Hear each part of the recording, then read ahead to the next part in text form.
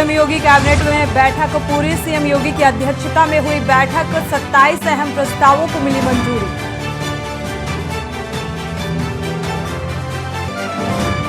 निकाय के बाद अब लोकसभा चुनाव की तैयारियों में जुटी बीजेपी। मई और जून में चलाया जाएगा जनसंपर्क अभियान। घर घर जाएंगे बीजेपी सांसद और वोटर्स से करेंगे संवाद। वोटिंग के बाद परिणाम को लेकर धड़कनें तेज। कल होनी है निकाय चुनाव की मतगणना। 7 जिलों में घोषित होंगे नए मेयर। परिणाम को लेकर अटकलों का दौर जारी। सीबीएसई बोर्ड का 12वीं का रिजल्ट घोषित। 87.33% छात्र छात्राएं पास। प्रयागराज रीजन में 78.5, नोएडा में 80.36 तो देहरादून में 80.26 छात्र छात्राएं हुए पास। ज्ञान व्यापी पर इलाहाबाद हाई कोर्ट में सुनवाई आज। तय होगा कि कॉर्बन डेटिंग होगी या नहीं। हाई कोर्ट में एएसआई ने रखी रिपोर्ट। आज वीसी के जरिए पेश होंगे अतीक के हत्यारोपी। प्रयागराज में सीडीएम कोर्ट में होगी सुनवाई। तीनों को 14 दिन के लिए भेजा गया न्यायिक हिरासत में। आप देख रहे हैं के न्यूज, खबरों का सारथी। खबर उत्तर प्रदेश के साथ मैं सोनी चौहान। खबरों का रुख करें। इस बीच बड़ी खबर आपको बता दें, लखनऊ से बड़ी खबर मिल रही है। सीएम योगी आदित्यनाथ ने कैबिनेट अध्यक्षता में सीएम योगी आदित्यनाथ की कैबिनेट बैठक हुई। हालांकि ये बैठक अब खत्म हो गई है। सीएम योगी की अध्यक्षता में ये बैठक काफी अहम रही। 27 अहम प्रस्तावों को मंजूरी मिली है। सीएम योगी की अध्यक्षता में ये बैठक समाप्त हुई है, यानी कि अब खत्म हुई है। 27 अहम प्रस्तावों को इस बैठक के दौरान मंजूरी मिली है।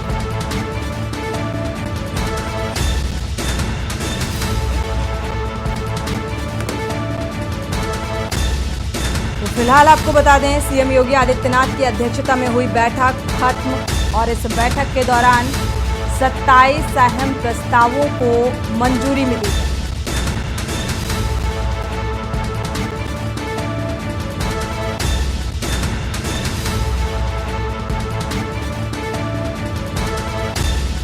कई अहम प्रस्तावों को लेकर इस बैठक में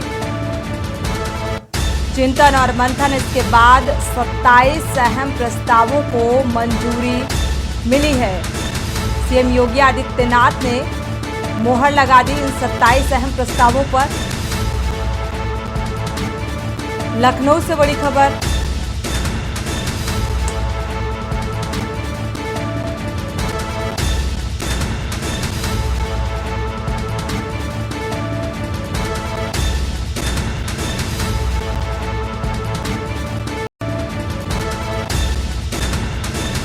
काफी देर तक चली ये बैठक फिलहाल खत्म हुई है और इस बैठक के दौरान जो रिजल्ट सामने आया, 27 अहम प्रस्ताव हैं जिन पर मोहर लगी है, मंजूरी मिली है इन 27 अहम प्रस्तावों को।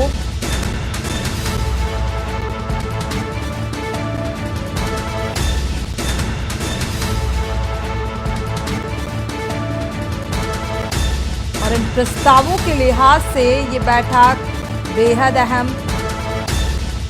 मानी जा रही थी। हालांकि अब ये बैठक समाप्त हो चुकी है। सीएम योगी आदित्यनाथ की अध्यक्षता में हुई बैठक में 27 अहम प्रस्तावों को हरी झंडी दिखाई गई।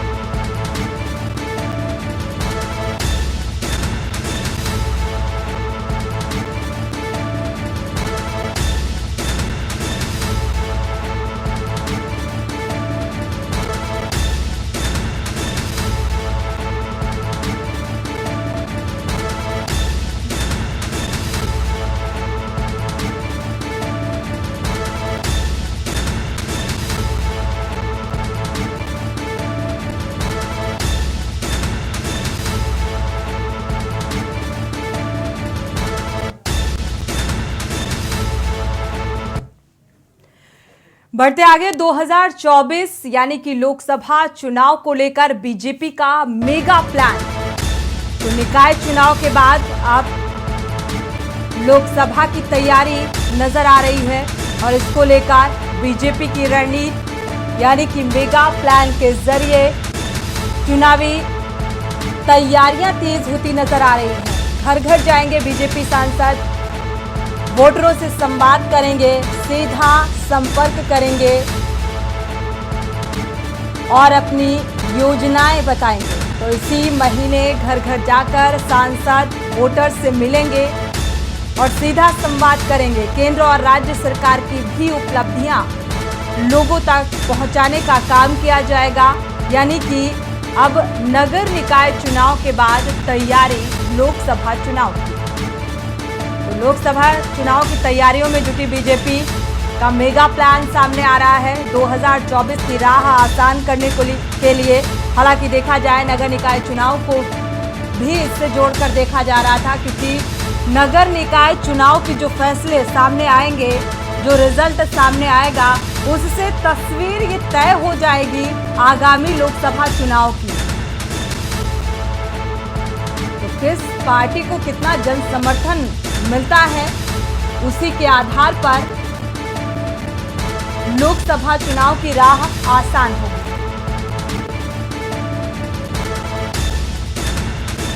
तो कम अंतर में जीती हुई जो पार्टियां हैं, लखनऊ से बड़ी खबर आपको बता दें, निकाय के बाद अब लोकसभा चुनाव की तैयारियों में जुटी है बीजेपी और एक मेगा प्लान के तहत तैयारियों में जुटी। निकाय चुनाव समाप्त होते ही 2024 की राह को आसान बनाने की कवायद नजर आ रही है।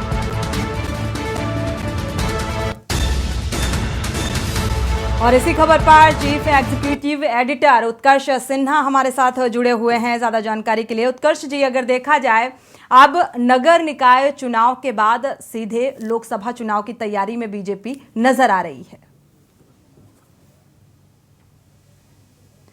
उत्कर्ष जी, आपको आवाज मिल पा रही है? जी जी बिल्कुल। देखिए, भारतीय जनता पार्टी एक ऐसी पार्टी है जिसने अपने आप को एक बिल्कुल इलेक्शन मशीनरी में बदल के रखा हुआ है। उनके कार्यकर्ता पूरे साल चुनावी मोड में रहते हैं और इसीलिए निकाय चुनाव में उन्होंने अपने पूरे कैबिनेट की ड्यूटी लगा रखी थी। हर मंत्री अपने इलाके में सक्रिय था। खुद मुख्यमंत्री ने दर्जन भर से ज्यादा सभाएं की, बहुत सारे रोड शो किए और अब जब निकाय चुनाव की कैंपेनिंग खत्म हो गई है, उसके फौरन बाद ये कसरत शुरू कर दी गई है कि 2024 के मिशन को किस तरह से पूरा किया जाए और उसमें कहीं कोई कोर कसर ना छोड़ी जाए। इसके लिए पार्टी की संगठन की बैठकें लगातार चल रही हैं। अभी आज फिर भूपेंद्र चौधरी जो उत्तर प्रदेश भाजपा के अध्यक्ष हैं, वो एक बैठक करने जा रहे हैं। तो उसमें जिम्मेदारियां तय होंगी और माना यह भी जा रहा है कि लोकसभा चुनाव के पहले केंद्रीय मंत्रिमंडल में अगर कोई फेरबदल होता है तो उत्तर प्रदेश के मंत्रिमंडल पर भी इसका असर आएगा और कुछ सीनियर लीडर्स को मंत्रिमंडल की जिम्मेदारियों से मुक्त करके और संगठन की जिम्मेदारियां दी जाएंगी, कैंपेन की जिम्मेदारियां दी जाएंगी। तो बिल्कुल उत्कर्ष जी, अगर देखा जाए जैसा कि आपने कहा, मंत्रिमंडल में भी बदलाव देखने को मिल सकता है और एक अतिरिक्त जिम्मेदारी भी सौंपी जा सकती है लोकसभा चुनाव के लिहाज से अगर देखा जाए। लेकिन नगर निकाय चुनाव में देखा गया कि सीएम योगी आदित्यनाथ चुनावी जनसभा को संबोधित करते नजर आए, यानी कि सीएम और पीएम भी चुनावी मैदान में नजर आए। अब लोकसभा चुनाव से भी इसे जोड़कर देखा गया कि अगर इसका रिजल्ट जिस पार्टी प्रत्याशी के भी पक्ष में आता है तो जाहिर सी बात है लोकसभा चुनाव की राह उसके लिए उतनी ही आसान होगी, हालांकि जिम्मेदारियां और बढ़ जाएंगी। देखिए बिल्कुल, और यहाँ पे भारतीय जनता पार्टी थोड़ी चिंतित भी है क्योंकि जिस तरह का माहौल देखने को मिला इन निकाय चुनाव में, उसमें ऐसा अंदाजा लगा है कि पहली बार निकाय चुनाव में शहरों में भी आमतौर पर देहाती इलाके में जो नगर पंचायतें होती हैं, नगर पालिकाएं होती हैं, वहां पर तो विपक्षी पार्टियों का असर थोड़ा रहता है। लेकिन इस बार कई ऐसे शहरी क्षेत्र रहे मेयर के जो कि बीजेपी के गढ़ माने जाते हैं, लेकिन वहां पर समाजवादी पार्टी ने और एक दो जगह कांग्रेस ने बहुत कड़ी टक्कर दी है। तो ऐसे में भाजपा के शीर्ष नेताओं की उठानी पर थोड़े बल भी पड़े हैं और वो ये मान के चल रहे हैं कि हमें कोई कोर कसर अब छोड़नी नहीं है, क्योंकि अगर कोई कसर छूटी तो उसका बड़ा नुकसान होगा। आप देखिए, पिछले निकाय चुनाव में 17 में से 2 सीटें छोड़ के बाकी सारी मेयर जो थे वो भाजपा के थे, लेकिन इस बार कम से कम 5 ऐसी सीटें हैं जहां पर कि भाजपा बहुत कंफर्टेबल नहीं है, जिसमें राजधानी लखनऊ भी एक सीट मानी जा रही है। बिल्कुल बिल्कुल, राजधानी जैसे लखनऊ, इलाके- गोरखपुर और गाजियाबाद, अयोध्या, ये सीटें ऐसी हैं जहां पर बहुत कांटे की टक्कर देखने को मिल रही है। सारे इलाके ऐसे हैं जो भाजपा के लिए चिंता का सबब बन गए हैं। बिल्कुल। और ऐसे में अगर भाजपा थोड़ा ढील देगी तो जिस तरह से विधानसभा चुनाव में समाजवादी पार्टी ने एक बहुत कड़ी टक्कर दी थी, हालांकि सरकार भाजपा ने बना जरूर ली, लेकिन उसको लगभग 50 से ज्यादा सीटों का नुकसान हुआ अगर पिछली विधानसभा को देखें तो। बिल्कुल। और कई ऐसी करीब 80 के करीब ऐसी सीटें हुई जहां हार जीत का मार्जिन बहुत थोड़ा था। तो और अगर निकाय चुनाव में भी स्थानीय स्तर पर, मतलब मैं जब स्थानीय स्तर कहता हूं तो हालांकि वोटिंग परसेंटेज बहुत कम है इन चुनाव में, लेकिन फिर भी ये देखा जा रहा है कि ग्रामीण इलाकों में बहुत कड़ी टक्कर हुई है। तो ऐसे में भाजपा बिल्कुल कोई कोर कसर नहीं छोड़ेगी अपने मिशन 2024 के लिए। बिल्कुल, चुनौती बड़ी है उत्कर्ष जी, देखा जाए इस बार बीजेपी के भी सामने, और इस लिहाज से तैयारी और जोरदार तरीके से करना होगा, क्योंकि इस बार जनता का जो चुनाव को लेकर, मतदान को लेकर जो रुझान है वो बेहद कम देखने को मिला है। तो इस लिहाज से भी थोड़ा सा तैयारी रखने की जरूरत है। और एक बार फिर से रुक करते हैं नगर निकाय चुनाव को लेकर। हालांकि मतगणना को लेकर अब दिल की धड़कनें तेज होती नजर आ रही हैं, लेकिन बीजेपी की तैयारी और बीजेपी का मेगा प्लान जो सामने आ रहा है कि घर घर जाकर जनसंपर्क करना और जो राज्य सरकार और केंद्र सरकार की योजनाएं हैं उनको आम जनता को उन योजनाओं से अवगत कराना, एक ये मेगा प्लान है बीजेपी का। क्योंकि इस बार चुनौती और कांटे की टक्कर देखी जा रही है, इसको लेकर तैयारियां भी जोरों पर नजर आ रही हैं। और इसी बीच एक बार फिर से आपको बड़ी खबर से रूबरू करा देते हैं। पाकिस्तान से बड़ी खबर, इस्लामाबाद से बड़ी खबर आपको बता दें, तनावपूर्ण माहौल, धारा 144 लगा दी गई है, क्योंकि कल से लगातार जो स्थिति है वो बेहद संवेदनशील है। पीटीआई समर्थकों के साथ पुलिस की तीखी झड़प, कोर्ट नंबर 3 का दरवाजा भी तोड़ा गया, क्योंकि एक गुस्सा, एक नाराजगी पीटीआई समर्थकों की सामने आ रही है। आंसू गैस के गोले भी छोड़े गए। तो पुलिस और पीटीआई समर्थकों में झड़प, कोर्ट नंबर 3 का दरवाजा भी तोड़ा गया, क्योंकि समर्थकों में नाराजगी है। क्योंकि कल वो तस्वीरें भी सामने आई थी जब फोर्स ने महिलाओं के साथ भी बदसलूकी की थी, मारपीट की थी।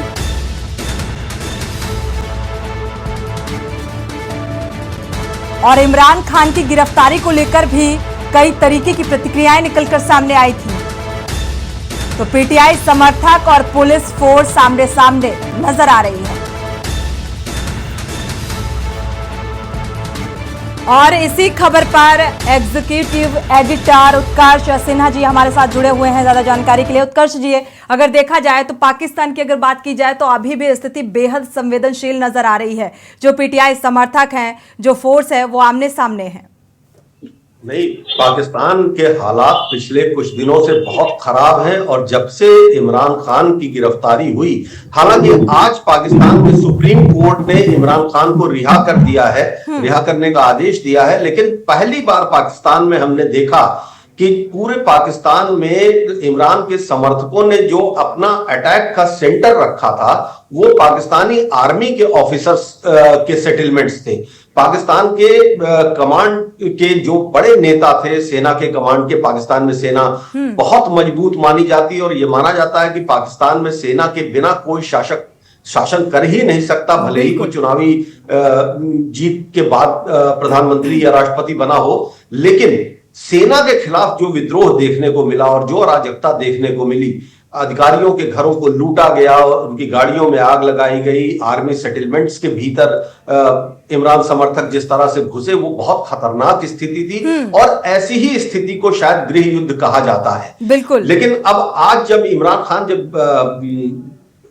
पुलिस की कैद में थे तो उन्होंने ये भी आरोप लगाया था कि उनको जहर देकर के मारा जा सकता है, और इसके बाद गुस्सा और बढ़ गया था। बिल्कुल। लेकिन अब जब इमरान खान की रिहाई हो रही है उसके बाद किस तरह के हालात पाकिस्तान में बनते हैं, किस तरह का आंदोलन खड़ा होता है, ये देखने वाली बात होगी। क्योंकि इमरान ने अपने कुर्सी से हटने के पीछे पाकिस्तान की आर्मी को ही जिम्मेदार ठहराया। तो सेना और राजनीतिक समर्थकों के बीच की जो लड़ाई है वो बहुत खतरनाक स्थिति में पहुंच चुकी है।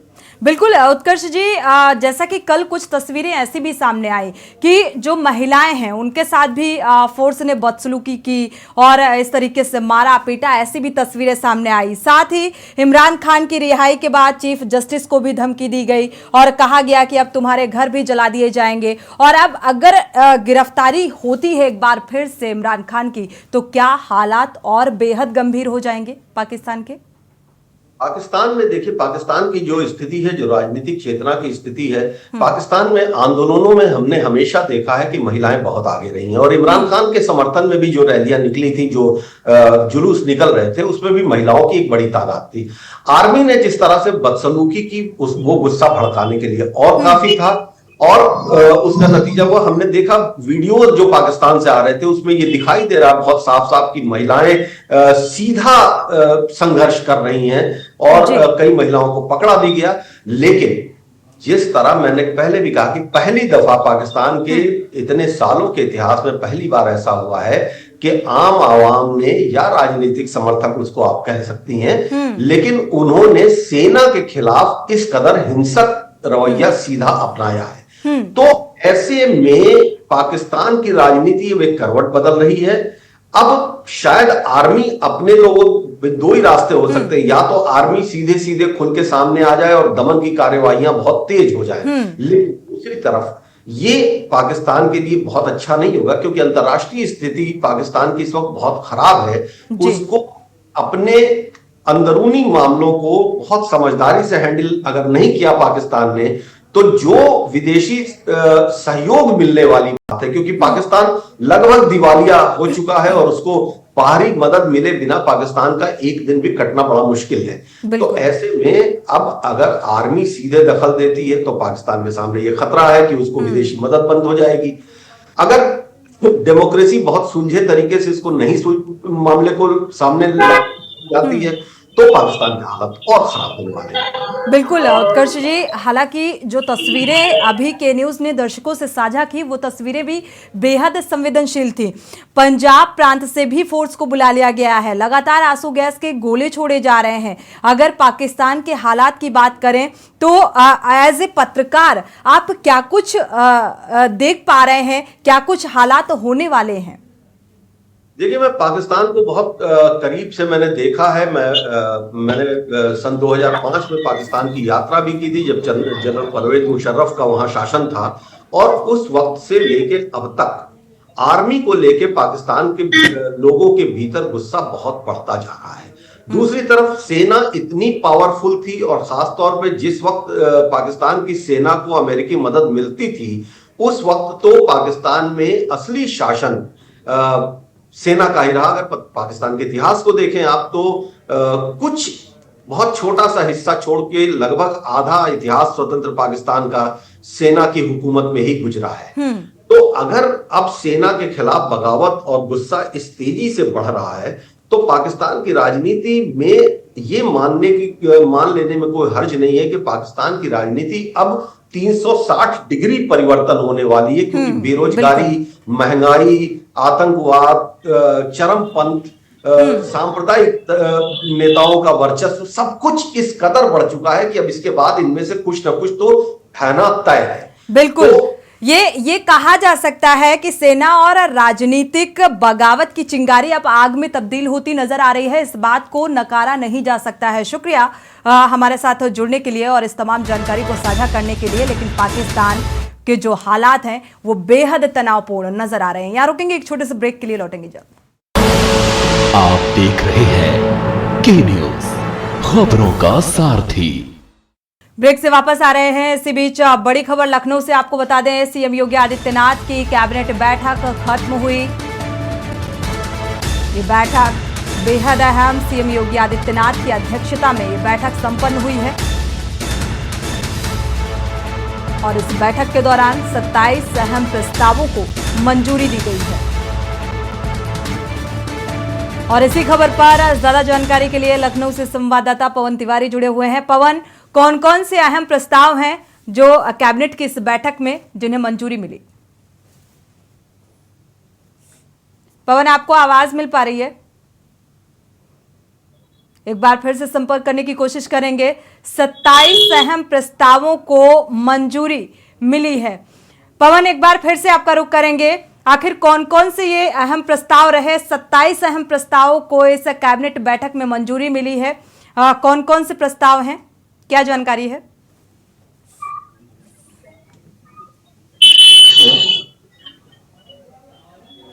अनम्यूट करिएगा पवन, आपकी आवाज नहीं मिल पा रही है।